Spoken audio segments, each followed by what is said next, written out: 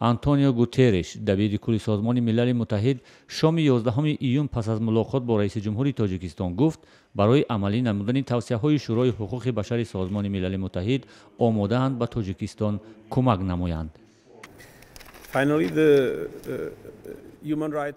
тоҷикистон гузоришро дар бораи вазъи ҳуқуқи башар дар ин кишвар ба шӯрои ҳуқуқи башари созмони милали муттаҳид ирсол кард ва дар навбати худ ин шӯро ба тоҷикистон дар заминаи беҳбуди вазъи ҳуқуқи башар тавсияҳои худро ироа намуд. мо имрӯз ба ҷониби тоҷикистон пешниҳод кардем ки омода ҳастем барои амалӣ шудани тавсияҳои шӯрои ҳуқуқи башари созмони милали муттаҳид кӯмаки худро пешниҳод кунем.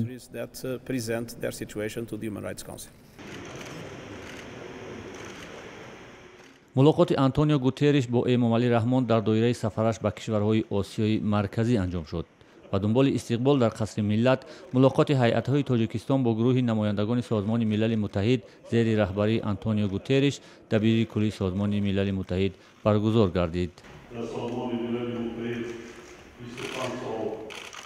дабири кулли созмони милали муттаҳид ҳадафи аслии сафараш ба кишварҳои осиёи марказӣ аз ҷумла ба тоҷикистонро таҳкими равобити бештар бо созмони бонуфузи зери раҳбарияш унвон кард.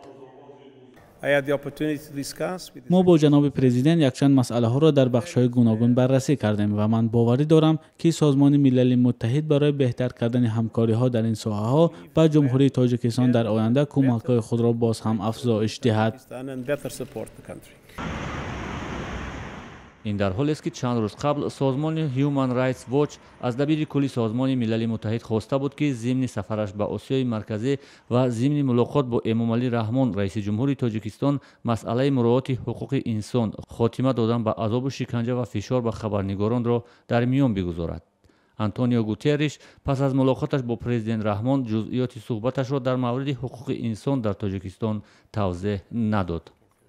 дар мулоқоти дабири кулли созмони милали муттаҳид бо раиси ҷумҳури тоҷикистон ҳамчунин масоили таҳкими ҳамкорӣ байни ин созмон ва кишварҳои минтақаи осиёи миёна дар бахшҳои мухталиф аз ҷумла мубориза бо терроризму тундгароӣ, муқобила бо қучоқи маводи мухаддир ва вазъи пуртаниши афғонистон баррасӣ шуданд.